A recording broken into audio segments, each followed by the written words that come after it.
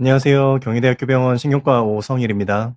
네, 제가 2달 전에 이 자리에서 중증 근무력증에 대해서 말씀드렸던 시간이 있었는데요.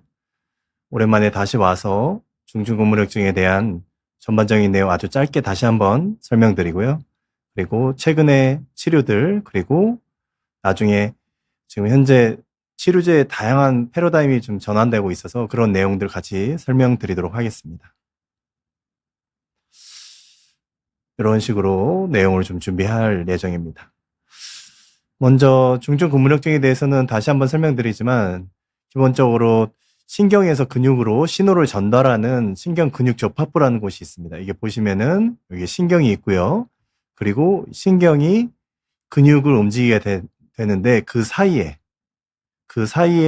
해당되는 부위가 신경 근육 접합부가 있는데 거기에 문제가 생기고 기능이 문제가 생기면 생기는 질환들 중에 제일 대표적인 것이 중증 근무력증에 해당됩니다. 이런 것들은 제일 대표적으로는 근육에 힘이 빠지고 피로 현상, 쉽게 금방 지치게 되는 그런 형태가 제일 대표적인 질환이라 할 수 있고요.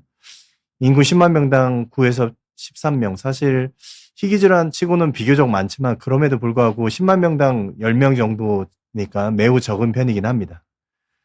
물론 최근에는 지금 보시면은 2010년에서 2018년도에 걸쳐서 이전에 우리 국민건강보험 대상으로 연구를 한 결과에서는 서서히 늘어나고 있기는 하지만 여전히 매우 드문 병이라고 할 수 있고요. 그중에서 아세틸콜린 항체의 양성이 비교적 높은 수치로 나타나서 80%에 해당되고, 또 치료를 아무리 하더라도 한 10에서 20%는 치료가 잘 되지 않는 환자들도 있고, 그리고 간혹가다 매우 심각한 문제에서는 한 5% 정도는 사망을 하는 경우도 있습니다. 아까 말씀드렸던 것처럼 근무력증에서 문제가 생기면은 보시면은 특히 아세틸콜린 접합부 항체라는 것이 생기는데 그 접합부 항체가 생기면은 여기 보시면은 아세틸콜린이 분비가 되고 근육에 영향을 줘야 되는데 그 사이에 뭔가 방해되는 항체가 생기면 근무력증이 생기면서 그 사이의 기능이 멈춰버리게 되는 겁니다.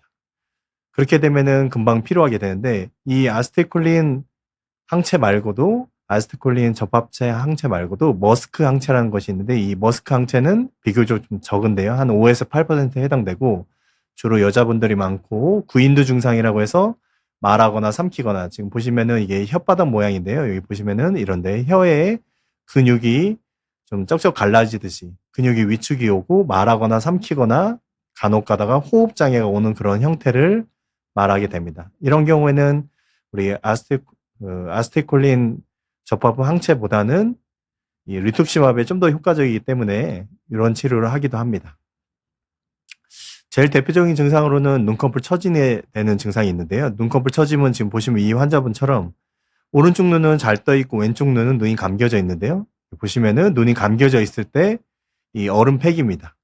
얼음팩을 대면은 이렇게 금방 눈이 뜬 것처럼 이게 얼음팩 검사라고 하는데 이런 식의 눈꺼풀 처짐, 안검하수가 있을 때 나타나는 증상이 제일 대표적입니다.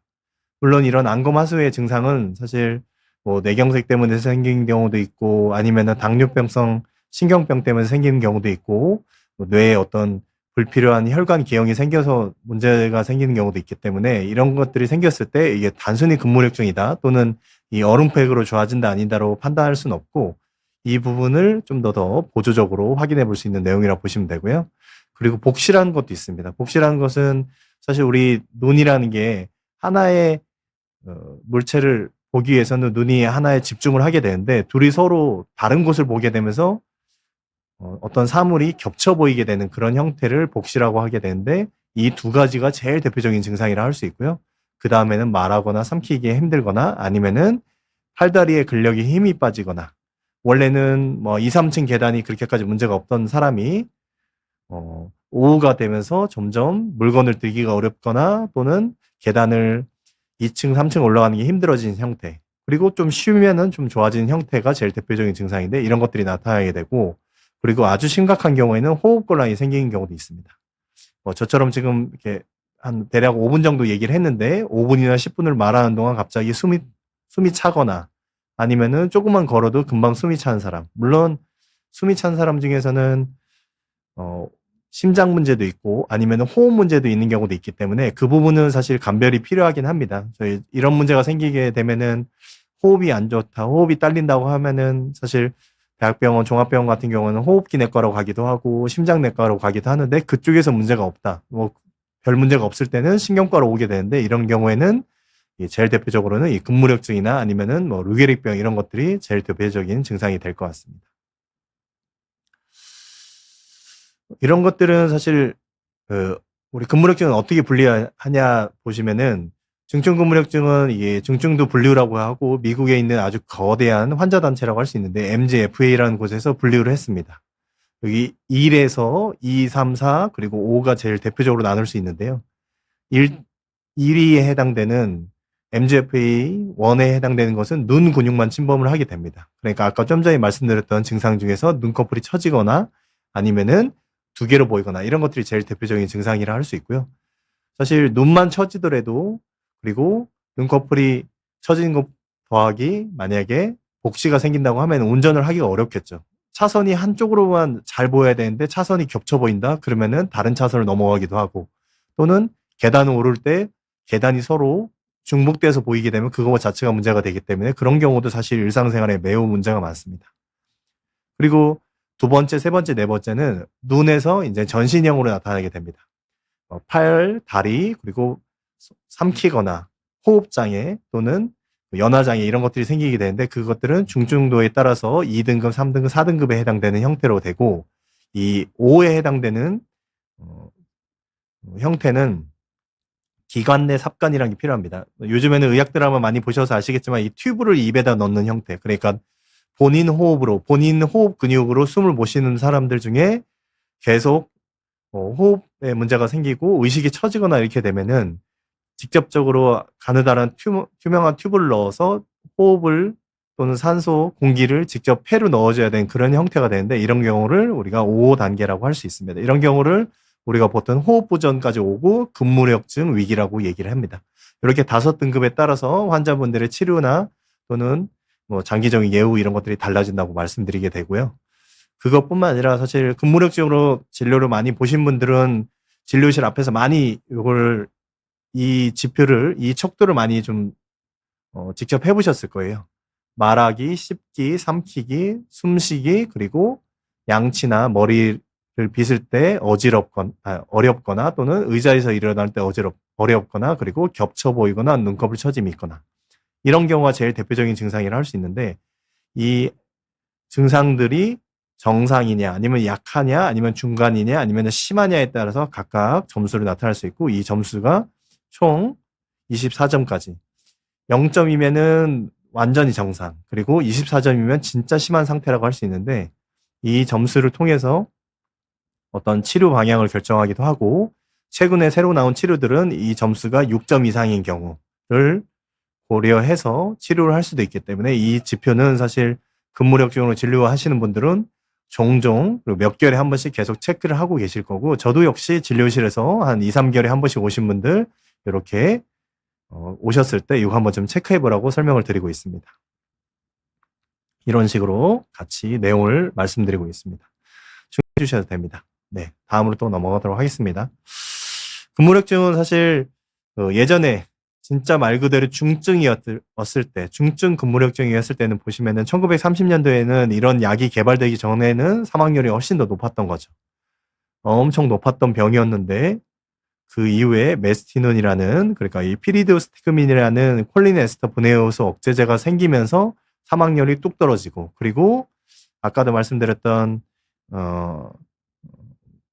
그 이후에 스테로이드, 소론도라는 스테로이드라는 약이 개발되면서도 금방 뚝 떨어져 있고 그리고 여기 보시면은 여기 가운데 개용술을 했습니다. 여기 가운데에 개용술이라는 그 수술 방법이 생기면서 흉선 절제술이 생기면서 또 사망률이 떨어지고 그리고 그 이후에 면역 억제제나 보시면은 혈장 교환술 그러니까 우리 투석해서 몸에 불필요한 면역 반응 면역세포, 면역 관련된 물질을 제거해주는 방식의 혈장 교환술을 하면서 또 사망률이 떨어지고 그리고 면역 글로불린이라는 주사 치료거든요.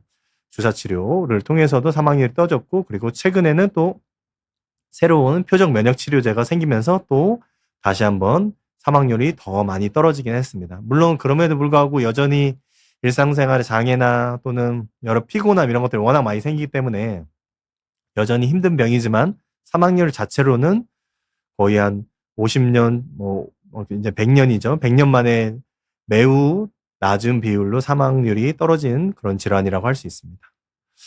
예전 같은 경우에는 스테로이드도 많이 썼고, 그리고 면역억제제도 사실 상당히 오랫동안 써야 되고, 왜냐면 효과가 나타날 때까지 몇 개월이 기다리게 되는데, 그리고 그 면역세포 자체를 전반적으로 다, 그러니까 이게 하나하나 제일 중요한 것들 위를 조절하는 게 아니고, 그냥 전반적으로 모든 것들을 다, 억제를 했기 때문에 그로 인한 다양한 합병증도 잘 생기고, 그리고 장기적으로 오랫동안 썼을 때 부작용이 워낙 많이 생기는데, 그런 것들이 이제는 서서히 변화하게 되는 거죠. 그러니까 어떤 항체, 아까 말씀드렸던 아세틸콜린 접합부 항체나 아니면은 그 증상도 좀 더 빨리, 지금 현재 쓰는 약들이 대체적으로는 수개월, 한 4, 5개월 또는 4개월에서 6개월 이상 아주 오래 걸리거나, 아니면은 더 오래 걸린 치료가 있다면 최근에는 1, 2주 내 또는 한두 달 내에 아주 빠른 치료, 그리고 스테로이드를 많이 걱정하실 텐데 스테로이드의 의존을 좀 줄이게 하는 그런 치료들, 그리고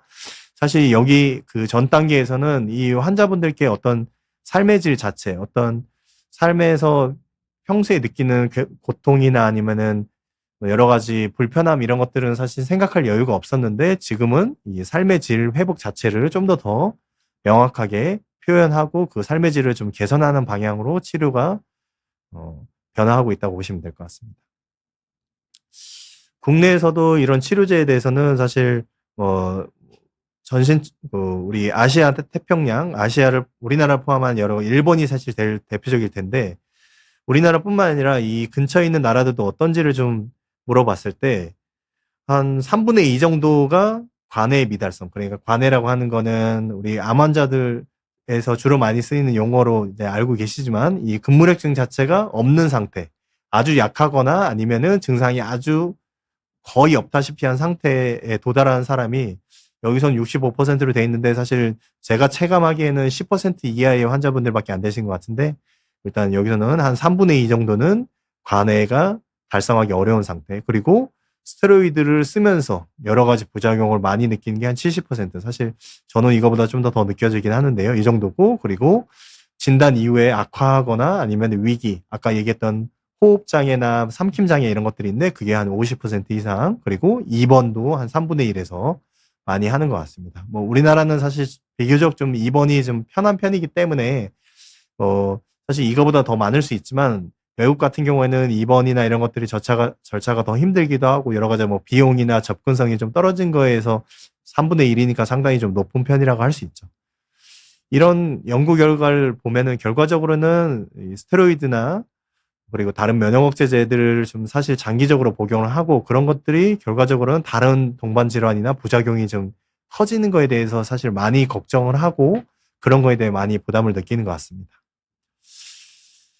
현재로서는 그런 부담감을 당연히 느끼고 있는데, 현재로서는 주로는 증상 조절하는 약, 눈꺼풀이 처지면 눈꺼풀을 올리고, 팔다리 힘이 빠지면 팔다리에 힘을 좀 올리는, 그리고 스테로이드를 썼을 때 면역억제제를 같이 쓰는 형태의 장기 면역치료, 그리고 갑자기 근무력증 위기가 왔을 때 갑자기 우리가 응급으로 쓰는 치료, 급성기 치료라고 할 수 있죠. 그리고 흉선이 있을 때는 흉선 절제술, 그리고 최근에는 이런 표적 치료, 보채 억제제랑 그리고 FcRn 억제제라고 하는데, 요 억제제랑 관련되는 표적 치료, 어떤 타겟을 딱 정해놓고 그쪽에 해당되는 부위만 억제를 하는 그런 치료를 주로 하고 있습니다. 물론 이 5번에 해당되는 치료는 지금 여러 가지 약이 등록이 돼 있지만 쓸 수 있는 약은 지금 하나밖에 없기 때문에 매우 좀 답답한 상황이긴 하지만, 그럼에도 불구하고 그런 약들이 서서히 조금씩 늘어날 거기 때문에 이런 내용들도 같이 알고 계시면 좋을 것 같습니다. 먼저 증상조절제입니다. 우리가 증상조절제라고 하면은 열이 나면은 우리가 해열제를 쓰는 것처럼, 그리고 폐렴이었을 때 열이 나면 해열제를 쓰고, 우리가 가래가 생기면 가래를 묽게 해주거나 가래를 배출을 잘하게 하는 약을 쓰는 대신 항생제나 이런 것들을 따로 써야 되는 것처럼, 이것들은 증상 조절하는 약이고, 현재로서는 주로 우리나라에서는 메스티논이라는 이름으로 준비되어 있습니다.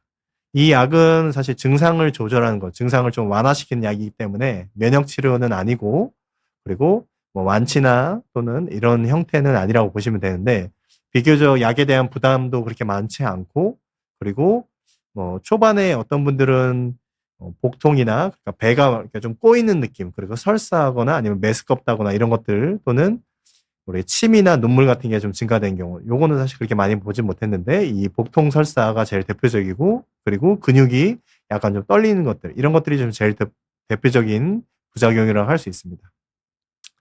보통 며칠 먹고 나면 괜찮아지기 때문에 걱정은 안 하셔도 된다고 설명드리지만, 간혹가다 진짜 너무 심하신 분들은 이 장의 근육을, 장 움직임을 좀 덜 해주는 약을 같이 쓰면서 며칠간 좀 지켜보기도 합니다. 이런 것들은 좀 뭐 만약에 혹시 심하다 싶으면은 약이랑 같이 먹으면은 좀 소화기 부작용이 좀 줄어들기 때문에 그런 것들 감안하시면 되고, 보통은 하루에 뭐 2번에서 3번, 뭐 사실 많게는 뭐 4번, 5번, 뭐 6번까지 먹는 경우도 있는데, 대체적으로는 한 3-4시간 정도, 또는 뭐 어떤 분들은 좀 길게 해서 뭐 하루 2번 먹는 분들은 6시간 이상 효과가 나타나는 거죠. 이런 형태도 있을 수 있습니다. 이런 것들만 쓰는 분들도 있고요. 저런 약을 통해서도 조절이 안 되면은 결과적으로는 다른 면역 억제제가 필요한데, 그 면역 억제제는 보시면은 스테로이드, 우리 코티코스테로이드라고 하는데, 이게 보통 약칭에서 스테로이드라고 알고 계시면 되고, 스테로이드는 소른도라는 먹는 약으로 되어 있습니다. 이 약은 대부분 효과가 있고, 사실 2주에서 3주, 아무리 늦어도 한 달 이내는 개선 효과가 생긴다고 보시면 되고, 효과가 비교적 빠르기 때문에 사실 뭐 경우에 따라서는 증상이 좀 심했을 때 입원해서 스테로이드 주사를 맞기도 하고, 어떤 분들은 그냥 외래에서 그냥 이 약을 뭐 4알이나 6알, 또는 뭐 좀 더 많이 받았다가 서서히 좀 감소시키고 이런 경우도 있습니다. 이런 것들이 제일 대표적으로 초반에 증상이 좀 약간 좀 심했을 때 좀 쓴 약이라고 보시면 되고, 이 약들은 여러 가지 부작용이 있는데, 사실 스테로이드 쓰는 경우 많죠. 뭐 천식에도 쓰이고 다른 면역 질환도 쓰이고 많이 쓰는데, 보통 얼굴이 좀 많이 커지거나 여기 보시면은 튼살이 생기기도 하고, 피부가 좀 얇아지기도 하고, 류마티스 질환 환자분들은 피부에 엄청 얇은 사람들이 많아지는데, 그리고 골다공증이나, 그리고 멍도 잘 들고 상처도 잘 안 낫고, 그리고 면역도 떨어지면서 기본적인 감염 이런 것도 잘 생기게 되는 경우가 많습니다. 그래서 이런 것들이 잘 생기기 때문에 사실 장기적으로는 최대한 약을 좀 줄이고 다른 면역 억제제를 좀 줄이려고 노력을 하는 게 많습니다. 사실 이런 스테로이드에 대한 부작용은 모든 분들이 사실 제일 걱정을 하고, 뭐 의료진들도 많이 걱정을 합니다. 그렇기 때문에 이 약 말고 만약에 혹시 너무 오랫동안 유지할 것 같으면은 다른 면역 억제제를 쓰기도 합니다. 네, 다음으로 또 넘어가도록 하겠습니다. 네. 그래요. 이 스테로이드를 장기간 쓰게 되면 당연히 아까 말씀드렸던 부작용들, 사실 엄청나게 좀 환자분들이 많이 걱정을 하고, 저도 만약에 그런 것들이 생길까 전전긍긍 하는데요.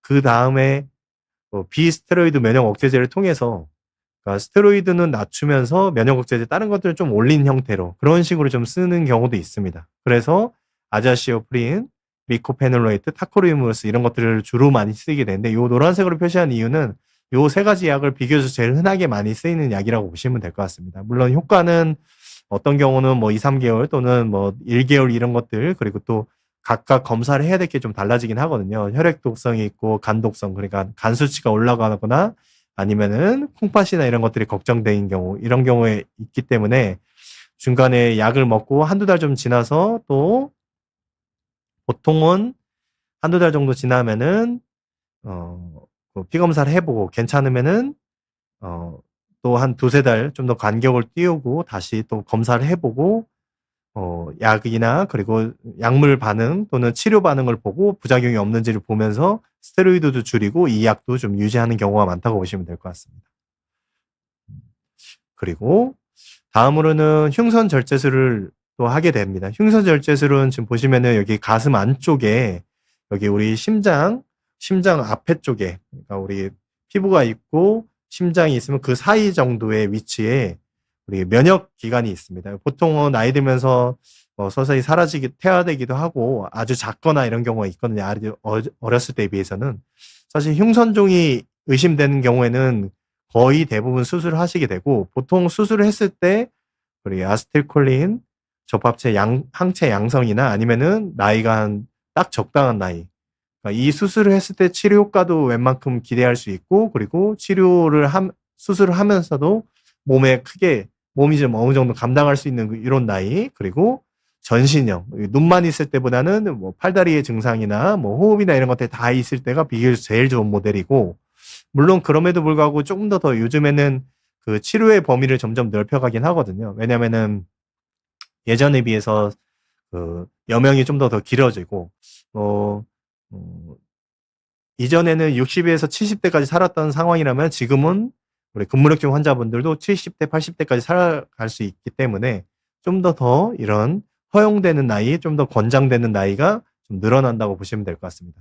제 학생 때는 허리 수술 같은 경우는 뭐 한 60에서 70대, 70대만 해도 아유, 어떻게 수술했나 이렇게 얘기를 했었지만 지금은 뭐 70대나 80대도 간혹 가다가 수술하신 분이 더 생길 수 있는 것처럼 그런 전신적인 건강 상태와 그리고 우리가 살아갈 날이 어느 정도 있는지에 따라서 이 수술 방법을 결정하게 되고, 수술은 이렇게 직접적으로 사실 이런 개흉술이라고 해서 직접 사실 가운데를 째는 경우도 있는데 사실 이건 부담은 많이 되죠.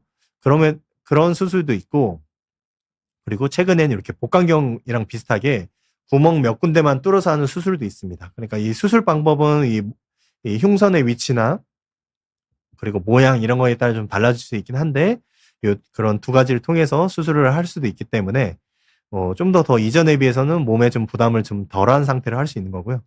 그리고 이런 수술을 했을 때 어떤 것들이 도움이 되냐? 2016년에 NEJM이라고 해서 우리 임상 의사들이 정말 엄청나게 대단하다고 생각하는 그런 저널이 있는데, 거기서 흉선 절제술에 대한 결과를 냈는데, 스테로이드에 대한 필요량이 상당히 좀 줄어들고, 다른 면역 억제제나 또는 입원 횟수, 그리고 최소 증상 상태, 비교적 증상이 거의 없는 상태에 대한 달성률도 상당히 좀 높아지는 것을 통해서, 이전에도 몇십 년 전에도 계속 해왔던 수술이었지만 이 근거를 통해서 확실히 이 결과를 확인할 수 있던 연구가 있었고, 그 이후에도 좀 더 확신을 갖고 저희 의료진들이 설명을 드리게 된 것 같습니다. 네. 질문 드리도록 하겠습니다. 네. 다음으로는 급성기, 그러니까 우리 갑자기 나빠진 경우를 얘기할 수 있습니다. 그러니까 어, 하루 이틀 전부터 아까 질문 중에서 폐렴이나 이런 것들이 있었던 상황이라고 치면은 감염이나 폐렴 이후에 한 2, 3일 뒤에 열도 났는데 2, 3일 뒤에 눈꺼풀도 금방 처지고 발음도 안 좋아지고 그리고 삼킴 장애가 갑자기 생기고, 그런데 가래도 많이 생기면서 호흡이 좀 갑자기 나빠진 상황. 원래 어, 그냥 단순 독감으로 끝날 수도 있었는데 중증 근무력증 환자는 그런 경우에는 이게 일상적으로 가래를 뱉어내거나 호흡하는 능력이 갑자기 뚝 떨어지면서 문제가 생기는 경우가 있는데, 그런 경우를 우리가 근무력증 위기라고 합니다. 근무력증 위기가 생겼다 하면은 사실 앞에 했던 약들로는 한계가 있고, 그런 경우에는 이 혈장 교환술과 면역 글로불린 이 두 가지 치료 중에 둘 중에 하나를 선택을 하게 되는데, 치료 효과는 혈장 교환술이 한 조금 한 2, 3일 정도 빠르고, 뭐 정맥 면역 글로불린 주사는 사실 여기 보시면은 혈장 교환술은 이렇게 옆에 큰 기계가 있고, 뭐 혈관도 엄청 큰 혈관을 잡아야 되고, 그리고 보시면은 여러 가지 감염이나 이런 것들에 대한 위험이 있는 거 하면 정맥 면역 글로불린 주사 같은 경우는 비교적 주사만 그냥 맞아도 됩니다. 그냥 우리가 일반 수액 주사 맞듯이 5일간 연속으로 주사를 이틀에서 5일간 맞으면 되고, 이런 효과도 있기 때문에 두 가지는 각 병원이 처한 상황, 그리고 치료 반응 또는 중증도에 따라서 주치의 선생님께서 결정을 하시게 될 것 같습니다. 이 두 가지 중에 하나, 둘 다 동시에 할 수는 없고요. 둘 중에 하나를 선택을 하게 되고, 이런 것들을 통해서 치료 효과가 좀 빨리 나는 것, 천천히 나는 것들을 확인할 수 있는데, 아까 말씀드렸던 피리도스틱, 대증적인 약물은 비교적 빠른 형태인데 면역 글로불린 정맥 주사나 혈장 교환술은 비교적 2, 3일 또는 뭐 일주일 이내에 효과가 나타나고, 그리고 일반적인 면역 억제제 같은 경우나 이런 것들은 수개월 이상 나타납니다. 여기 빨간색으로 표시된 것들은 최근에 나타난 우리 타겟이 딱 정해져 있는 고체 억제제나 FcRn 억제제 같은 경우는 조금 더 빨리 한 2, 3일에서 뭐 일주일 이내에 빠른 효과가 나타나기 때문에 효과를 좀 써보면 좋을 것 같은데, 사실 이런 급성기 위기 때는 우리나라에서는 아직 쓸 수 없기 때문에 좀 아쉽지만 이렇게 좀 비교적 빠른 효과를 나타낼 수 있다고 보시면 될 것 같습니다. 네. 여러 가지 뭐 부작용이나 일상생활에서 관리하는 것들 좀 말씀드리자면은 중증근무력증 같은 경우에는 사실 항생제나 또는 몇 가지 약들이 좀 주의를 필요할 수 있습니다. 특히나 뭐 보톡스 요즘 많이 맞으시죠. 보툴리눔 독스라고 하는데 이 보툴리눔 독스는 아까 얘기했던 신경접합부의 기능을 저하시키는 약입니다. 원래 그쪽에도 기능이 떨어졌는데 이 보톡스 주사를 맞으면서 또 더 악화될 수 있기 때문에 특히나 얼굴이나 이 목 쪽에 주사를 맞을 때는 조심해서 맞도록 설명드리고 용량이나 이런 것들을 좀 제하거나 아니면은 경우에 따라서는 원래 병원에서 뭐 30분, 1시간만 지켜보던 거를 한 몇 시간 좀 더 지켜보거나 그렇게 하는 방식으로 좀 조심하도록 돼 있고요. 그리고 다른 약들 중에서 항생제 중에서도 이런 몇 가지들 좀 조심하도록 되어 있습니다. 물론 근무력증 환자분이시긴 한데 다른 데서 외부에서 뭐 간단한 수술이나 또는 뭐 폐렴 같은 거 앓고 나서 이런 항생제를 쓰고 와서 큰 문제 없이 잘 지나가신 분도 당연히 있지만 저희가 알고 있을 때 그러니까 이런 수술이 예정돼 있고 이런 항생제를 쓸 것 같으면은 이런 것들은 좀 피하도록 권유를 드리고 있습니다. 그리고 아까 얘기했던 예방접종 관련돼서 불활성화 백신 그러니까 우리가 사백신이라고 얘기하죠. 그러니까 뭐 독감 백신 같은 경우나 폐렴구균 백신 그리고 대상포진 백신 같은 경우도 사백신이 있습니다. 요즘 2번 맞는 거 있잖아요. 예전에는 한 번 맞던 생백신은 이 면역억제제를 쓰는 동안에는 매우 조심하셔야 됩니다. 왜냐면은 생백신을 맞게 되면은 병을 얻을 수 있기 때문에 대상포진이 생길 수 있기 때문에 요거는 피하시게 되고 면역억제제를 쓰거나 이런 분들은 이 사백신을 맞도록 설명드리고 나머지 이런 것들도 이 불활성화 백신은 맞을 수 있다 설명드립니다. 그리고 일상 감염 예방에 대해서는 당연히 조심하시고 특히 가을, 겨울철, 환절기나 이럴 때는 호흡기 감염 같은 거 특히 조심하시고 여름에는 여름대로 그 에어컨 때문에 감기 걸릴 수 있기 때문에 이런 거 조심하도록 설명드리고 하고 있습니다. 그리고 보채 억제제라고 하는 뒤에 있는 약들 중에 하나는 이 수막알균, 수막구균 백신에 대해서 예방 접종을 이 라블리즈마블을 맞기 전에 맞도록 2주에서 2주 이상 좀 띄어서 맞도록 지시하고 있습니다. 아까 말씀드렸던 근무력증의 위기는 약간 숨이 갑자기 차거나 아까 폐렴이나 이런 거 때문에 그럴 수도 있고요. 아니면 다른 뭐 요로 감염이나 아니면은 신우신염 이런 걸 수도 있습니다. 여러 가지 다양한 감염이건 아니면은 뭐 어떤 수술을 하건 뭐 이런 다양한 형태로 인해서 갑자기 숨이 차거나 힘이 더 점점 빠지고 그리고 분비물 그러니까 가래나 침 같은 게 뱉기가 어렵거나 아니면 누웠을 때 더 숨이 차거나 그리고 보조 근육으로 어깨를 들숨 쉬듯이 하는 그런 형태의 숨 쉬거나 그리고 음식물을 삼키거나 이럴 때 문제가 생기게 되는데 이런 경우가 금방 좋아지지 않는다. 계속 더 나빠진다 싶으면 바로 응급실로 오시게 됩니다.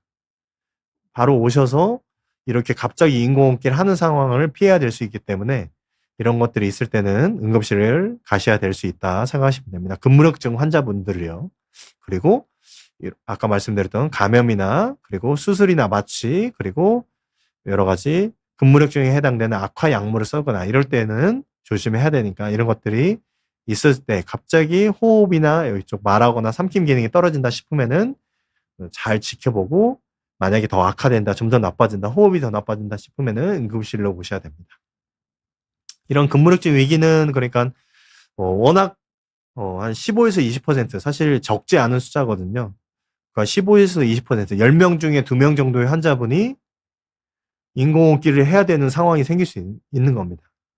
그러니까 일상생활에서 그냥 일반 대중의 여러분들이 갑자기 호흡이 나빠져서 기관삽관을 하고 중환자실 간다고 하는 것은 너무 당황스럽고 진짜 놀랄 상황인데 근무력증은 한 10명 중에서 1명 반에서 2명 정도까지도 느끼기 때문에 매우 심각하고 이런 환자들이 사실 문제가 뭐냐 결국에는 이런 것들이 인공호흡기로 넘어갈 가능성이 매우 높고 그리고 인공호흡기를 하고 그리고 중환자실 가는 경우는 당연히 많고요. 그리고 이 인공호흡기를 기관삽관을 떼지 못한다. 저희가 한 열흘에서 2주 정도까지 기관 사건을 했는데 그게 만약에 못 뺐나 싶으면은 여기에 목에 관 뚫는다고 하죠. 기관 절개술이라는 걸 해서 인공호흡기를 써야 되기 때문에 상당히 좀 심각한 문제라고 할 수 있습니다. 이런 것들은 사실 저도 경험을 하지 못했고 대부분 사실 경험을 못할 텐데 이런 경우에는 사실 어 당연히 너무 힘들고 너무 고통스럽고 그리고 중환자실에 입원을 하거나 이런 것들이 너무 큰 고통이기 때문에 이런 것들을 다시금 경험하고 싶지 않다고 얘기를 합니다. 요거는 우리 제가 어 수개월 전에 입원하셨던 분들 그러니까 그분의 근무력증 위기에 대한 내용이긴 하거든요. 호흡이 안 되고 산소 포도가 떨어진 것 같고 응급실 찾았고 혼수 상태에 빠졌다. 이런 경험을 다시 어느 누구도 이런 것들은 경험하고 싶지 않을 겁니다. 사실 그렇기 때문에 저희가 이런 분들께 만약 이런 상황이 생겼을 때 어떤 치료할지에 대한 고민도 하게 될 것 같습니다. 다음이 임신에 대해서는 간단히 설명드리면은 사실 여성분들이 조금 더 많고 그리고 여성분들 중에서는 임신을 하게 되면은 대략 저희가 한 3분의 1, 3분의 1 얘기는 하는데 비교적 별 차이 없는 분들 3분의 1, 악화되는 분들 3분의 1 그리고 조금 좋아진다고 얘기한 분들은 한 3분의 1 정도 되는데 보통 분만 호나 이럴 경우에 좀 악화되기 때문에 매우 좀 조심스럽고 스웨덴 연구나 전반적인 연구에서는 최근에는 좀 안정적이라고 얘기를 하고 있긴 합니다. 그리고 임신 중에서는 이렇게 메스토닌이랑 그리고 스테로이드 이런 면역 글로불린 혈장 교환수 이런 것들을 할 수 있다라고 돼 있는데 사실 우리나라에서는 이런 약들을 사실 쓰기가 좀 쉽지가 않아서 그러니까 우리 산모들도 약을 또 쓰는 게 부담이 되다 보니까 좀 덜 쓰게 되기 때문에 사실 임신을 좀 많이 꺼려하긴 하시는데 이런 것들로 쓰고 물론 대신 사실 여러 가지 다른 면역 억제제들이나 이런 것들은 좀 조심해서 못 쓰기도 하고 쓰지 말아야 될 때 약도 있긴 합니다. 이런 것들 감안하고 그리고 간혹 가다가 이 근무력증의 산모인 경우에 태어났을 때 신생아 근무력증이 생길 수 있습니다. 신생아 근무력증은 우리 태반을 통해서 이 항체가 넘어가는 경우가 있는데 며칠 또는 몇 주 이내로 약간 모유를 수유할 때 좀 힘들어하거나 약간 좀 처진다는 느낌이 생길 수 있는데 그때만 좀 잘 버티면은 그 이후에는 이 항체가 서서히 이제 없어지기 때문에 너무 걱정은 안 하셔도 되니까 그때만 좀 조심해서 좀 잘 지켜보면 될 것 같습니다. 네, 이런 형태로 여성분들을 생각할 수 있을 것 같습니다. 네. 예. 질문 받은 걸로 넘어가도록 하겠습니다. 예. 새로운 치료제는 어 여러 가지가 지금 나오고 있습니다. 사실 어 근무력증을 좀 많이 보는 입장에서는 지금까지 상황이 너무 힘들었는데 새로운 상황 그리고 새로운 치료 환경이 생기면서 좋아지긴 했는데 그 좋아진 환경이 금방 이렇게 몸에 와닿고 있지 않아서 사실 좀 많이 좀 답답하고 환자분들께도 좀 답답한 상황이긴 한데요. 일단은 이런 치료제의 왜 생겼냐 하면은 아까 말씀드렸던 내용입니다.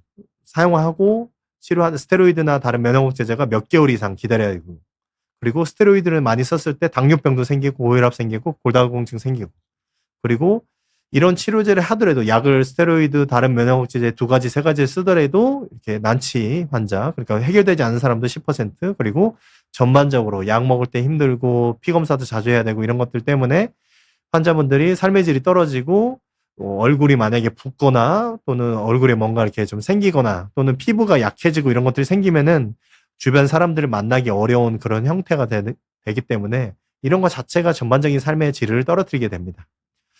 그런 것들이 있었기 때문에 최근에는 크게는 3계통, 주로는 우리 2가지 계통을 많이 얘기할 텐데요.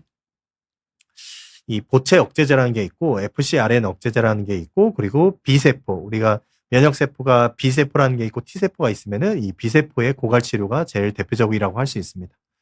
보채 억제제 같은 경우 우리나라에서는 여기 라블리즈맙이랑 그리고 질루코플란이라는 약이 제일 대표적이고 그리고 FcRn 억제제라고 하는 거는 우리 몸의 면역글로불린 우리 자가 항체를 재활용하는 경로를 차단하게 됩니다. 그러니까 이 FcRn이라는 게 있으면은 자가 항체가 다시 재활용하는 것들을 유도하게 되는데 이 FcRn을 억제를 하게 되면은 자가 항체들이 그냥 사라지게 되는 거죠. 이제 점점 시간이 지나면서 어느 정도 쓸모가 이제 다 하면은 이제 사라져야 되는데 재활용이 되는 것을 경로를 막음으로써 특히 우리 근무력증 환자에게서 다양하게 나타나는 그런 항체에 가 계속 유지되는 걸 막고 항체가 점점 사라지게 하는 것들입니다. 그러다 보니까 이 혈중 자가 항체도 신속하게 감소되는 형태가 되고 이런 경우는 F가티지모드, 로자놀렉시즈마, 리포칼리마 이런 것들이 있다고 보시면 되고 이런 것들은 보통 투여 1주에 4주 또는 1에서 2주 정도 내에 바로 효과가 있게 됩니다. 특히 보채 억제제 같은 경우는 특히 라블리즈맙이 작년 말부터 해서 국내에서 급여가 통과되긴 했는데 사실 뒤에도 얘기하겠지만 쓰일 수 있는 환자들이 매우 좀 폭이 좁기 때문에 좀 어려움이 있긴 합니다. 이 약을 쓰게 되면은 쓰기 전에 2주 이상 전에는 이 스마쿠균 예방 접종을 맞아야 되는 거는 알고 계시면 될 것 같고요. 그리고 이 비세포 고갈 치료는 우리 아세틸콜린 접합체 항체보다는 머스크 항체라는 환자의 양성 환자에서 쓰이고 저도 역시 이런 환자가 있을 때는 이 리투시맙을 쓰고 있으면서 상당히 좀 유의미한 성과를 좀 보이고 있습니다. 아까 말씀드렸던 리투시맙과 라블리즈맙이 현재로서는 이 두 가지가 급여가 돼 있고 머스크 항체 양성이나 그리고 라블리즈맙 같은 경우는 아세틸콜린 항체 양성에 그리고 최근에 1년 이내 위기도 있어야 되고 면역 억제제랑 이런 것들이 세 가지는 써야 되고 그리고 흉선 절제술을 했으면은 1년이 넘어야 되고 그런 기준들이 있고 나머지 약들은 아직은 급여를 받지 못했어요. 쉽게 말해서 환자분들이 쓰려면 쓸 수 있지만 쓰는 약이 지금 1년에 몇 천만 원이기 때문에 쓰기가 어려운 형태인 거죠. 이 두 가지만 쓸 수 있다고 보시면 될 것 같습니다. 사실 그렇기 때문에 제가 소속돼 있는 대한신경면역학회에서도 이 난치 중증 근무력증에 대해서 어떤 식으로 치료할지에 대한 고민을 많이 했고 치료 전문가들이 10여 명이 모여서 이런 합의안을 결정을 했는데 아세틸콜린 접합부 항체 양성 있는 환자에게서는 이 보채 억제제 그리고 FcRn 억제제 그리고 비세포 고갈 치료 그리고 주기적인 면역글로불린 치료 그리고 흉선 절제술이 있으면 흉선 절제술을 하도록 권유를 하고 있고 머스크 항체 양성에서는 아까 얘기했던 비세포 고갈 치료 리투시맙이나 FcRn 억제제 혈장 교환술 이런 것들을 치료를 권유를 하고 있는데 현재로서는 사실 쓰기가 좀 쉽지는 않은 상황인 거죠. 그리고 그러다 보니까 이런 난치 중증 근무력증을 좀 더 적극적으로 좀 쓰기 위해서 여러 분야에서 많이 노력을 하고 있고 저도 역시 올해 2월 달에 국회 정책 토론회에서 참여해서 그러니까 이런 중증 근무력증 환자분들이 아까 말씀드렸던 라블리즈맙을 쓸 때 최근 1년 이내에 1회 이상의 중증 근무력증 위기가 발생하고 그리고 그 당시에 면역 글로불린이나 혈장 교환술을 쓰는 사람에게서만 쓸 수 있습니다. 그러다 보니까 만약에 지금은 6월 며칠이죠? 6월 23일이잖아요. 만약에 작년 5월이었다. 작년 5월에 근무력증 위기가 있었다 하면은 이미 1년이 지났기 때문에 이분은 쓸 수가 없는 상태가 됩니다. 그러니까 이 약을 쓰게 되면은 근무력증 위기를 다시 한번 경험해야 되는 그 끔찍한 것을 중환자실에 가고 기관 사건을 하고 그런 상황을 또 견뎌내야 되는 상황이기 때문에 사실 너무 끔찍한 것이고요. 그런 환자들이 평소에 스테로이드와 다른 면역억제제 2가지 이상 그러니까 총 3가지를 지속적으로 쓰고 그런 환자분들만이 쓸 수 있는 약입니다. 사실 너무 끔찍한 상태에 다시 또 직면해야 되는 그런 상태이기 때문에 사실 너무 어렵긴 한데요. 그런 조건이기 때문에 사실 쓸 수 있는 사람이 많이 없어서 그런 것들을 좀 어떻게든 해결하고자 이런 노력을 하기 위한 토론회를 하기도 했고 아까 말씀드렸던 MG-ADL 그리고 일상생활 척도를 6점 이상 받는 환자들이기 때문에 그런 것들을 체크를 해보면 좋을 것 같고 좋을 것 같습니다. 이런 환자들을 대상으로 현재로서는 급여를 쓸 수 있기 때문에 사실 매우 제한적이고 지금 국내에서 거의 한 6개월 이상 됐지만 10명도 안 되는 환자분께 투약된 정도로 아직은 쓰기는 좀 매우 어려운 것 같긴 합니다. 네. 네. 그리고 마지막으로 이제 거의 정리할 단계인데요. 일단은 중증 근무력증 같은 경우는 자가 면역 질환이기 때문에 어떤 항체, 물론 항체가 없는 경우도 있습니다. 이 항체랑 관련돼 있는 항체를 억제하거나 흉선을 제거하거나 이런 수술 그리고 너무 심했을 때는 위기에 대한 치료로서 면역글로불린 혈장 교환술을 하게 되고요. 스테로이드나 이런 것들을 여전히 많이 쓰이고 있지만 부작용이 좀 많기 때문에 이 스테로이드 부작용을 줄이면서도 쓸 수 있는 다른 면역 억제제 그리고 이런 것들로 해결되지 않으면은 최근에는 새로운 표적 치료제들이 등장했으니까 이런 치료제들을 쓸 수 있는 그런 급여 조건에 맞는지 혹시 같이 한번 좀 저희 신경과 전문의들하고 같이 상담해 보시면 좋을 것 같습니다. 그리고 아까 말씀드렸던 위기 상황, 그러니까 그냥 눈꺼풀 처지고 이런 거 정도 말고 갑자기 숨이 점점 차고 더 힘들어진다. 쉬더라도 좋아지지 않고 그리고 목소리가 약해지고 기침이나 가래를 뱉어내기 어렵다. 음식물을 삼키는 게 점점 어렵다. 그리고 누웠을 때 숨이 더 차고 몸이 전체적으로 갑자기 힘이 든다. 이런 것들이 있으면은 근무력증 위기로 갑자기 나빠질 수 있기 때문에 응급실을 방문하셔야 될 수 있다 생각하시면 될 것 같습니다. 근무력증 환자에 해당되는 내용입니다. 네, 그런 내용으로 있고요. 그래서 저희 근무력증 표적 치료제로서 현재 라블리주만밖에 없지만 나머지 약들도 점차적으로 좀 어떤 급여를 받게 되면은 좀 더 많은 분들이 그리고 치료 접근성이라고 얘기하거든요. 그러니까 근무력증 환자들이 좀 더 적극적으로 잘 치료받을 수 있는 환경이 될 거라고 생각되고 저도 역시 보시면은 여기 대한신경면역학회 정책이사로서 이런 내용들도 같이 담아서 같이 좀 더 치료 접근성이 좀 더 나아지도록 노력을 하고 있습니다. 네. 시간이 이제 거의 다 된 것 같아서요. 네. 마지막 마무리 인사드리면서 마치도록 하겠습니다. 네. 네.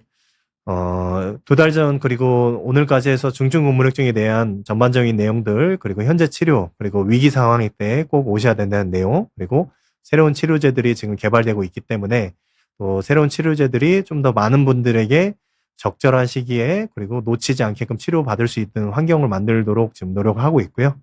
여러분들께서도 그런 상황이 생겼을 때 좀 적극적으로 같이 치료하고 나서 주실 수 있는 그런 상황이 되었으면 좋겠고 혹시나 근무력증으로 진단되지 않은 분들이라고 하더라도 이런 증상이 있을 때 근무력증 또는 근무력증과 관련되어 있는 또는 감별을 해야 되는 여러 가지 신경계 질환들이 많거든요. 그런 질환들에 대해서 같이 진단할 수 있도록 신경과 경희대학교 병원 신경과 잘 찾아주시면 될 것 같습니다. 네, 오늘은 이상 이 내용으로 마치도록 하겠습니다. 네, 감사합니다.